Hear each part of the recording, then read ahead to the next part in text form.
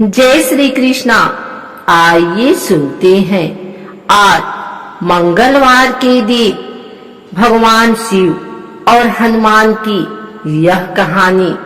भगवान शिव ने हनुमान जी के रूप में अवतार लिया था। इस बात का कोई जगह पढ़ा और सुना जाता है, लेकिन उन्होंने ऐसा क्यों किया था, इस बात को जानने के लिए हमें इससे जुड़ी कथा के बारे में जानना होगा।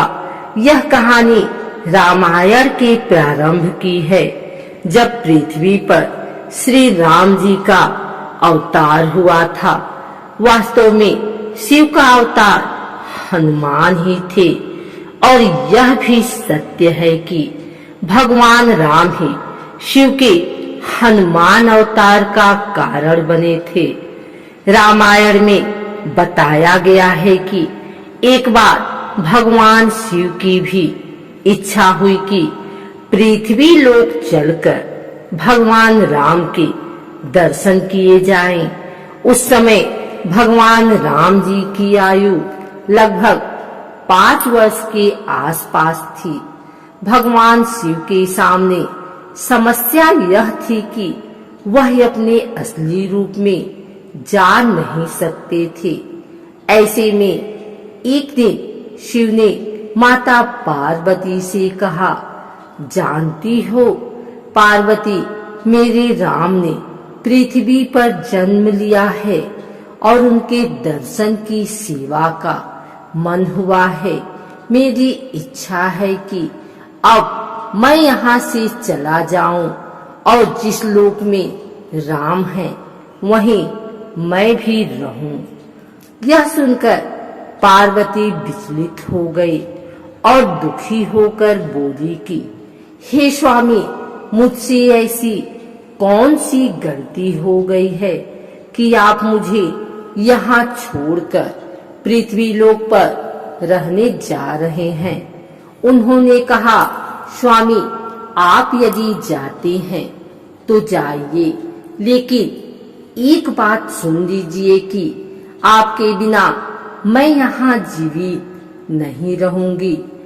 पार्वती माँ की बात सुनकर शिव को एहसास हुआ कि पार्वती भी मेरे बिना नहीं रह सकती हैं, और अगर मैं यहाँ से गया तो निश्चित ही रूप से पार्वती अपने प्राणों की बलि दे देंगी।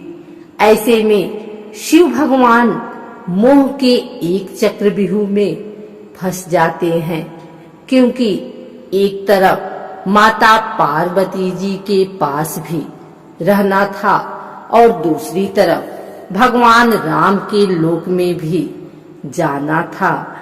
ऐसे में भगवान शिव ने अपने 11 रुद्र को पूरा राजमाता पार्वती को बताया और बोले, देखो पार्वती, इन 11 रुद्रों में से एक रूप बानर का अवतार आज मैं लेने वाला हूँ। एक रुद्राक्ष में से आज एक रूप बानर का होगा, जो बाद में हनुमान के रूप में जाना जाएगा। शास्त्र बताते हैं कि भगवान शिव सब जानते थे। शिव जी राम जी के पूरे जीवन काल को देख पा रहे थे। वह जानते थे कि एक बार राम जी को पृथ्वी का कल्याण करने के लिए मेरी आवश्यकता होगी। शिव को यह भी पता था कि कलयुग में ना मैं नजर आऊंगा और ना ही राम तब कोई अवतार भी धरती पर नहीं होगा।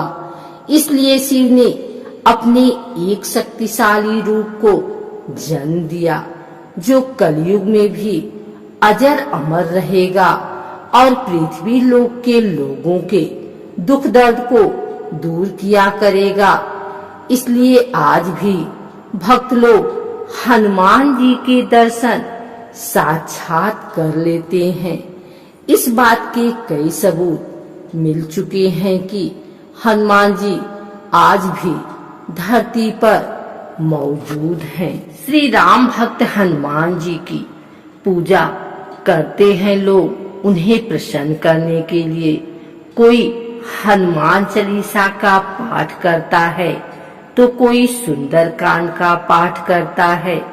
मान्यता है कि हनुमान जी अपने भक्तों की सारी पीड़ाएं और संकटों को दूर करते हैं, इसलिए उन्हें संकट मोचक नाम से भी पुकारा जाता है। लेकिन हनुमान जी की पूजा में कई बातों को ध्यान रखना जरूरी होता है। मंगलवार का व्रत करने के लिए सुबह जल्दी उठें तथा स्नान करके स्वच्छ लाल कपड़े पहन लें। अगर पुरुष यह व्रत कर रहे हैं तो पूजा के दौरान सिले हुए लाल कपड़े ना पहने। घर के ईशान कोण में चौकी रखें। अब भगवान हनुमान की मूर्ति या चित्र स्थापित करें। भगवान हनुमान की मूर्ति या चित्र के साथ भगवान राम और माता सीता की मूर्ति या चित्र अवश्य स्थापित करें। हाथ में जल लेकर भगवान हनुमान के सामने व्रत करने का संकल्प लें और प्रार्थना करें। धूप दीप या दिया जलाकर भगवान राम और माता सीता की पूजा आराधना करें। इसके बाद श्री हनुमान की पूजा करें। पूजा के दौरान श्री हनुमान को लाल वस्त्र, सिंदूर और लाल फूल अर्पित करें। अब रुई में चमेली का तेल डालकर भगवान हनुमान के सामने रख दें। कथा, सुंदरकांड और हनुमान चालीसा का पाठ करने के बाद आरती करें। फिर श्री हनुमान को गुड़ और चने का भोग लगाएं।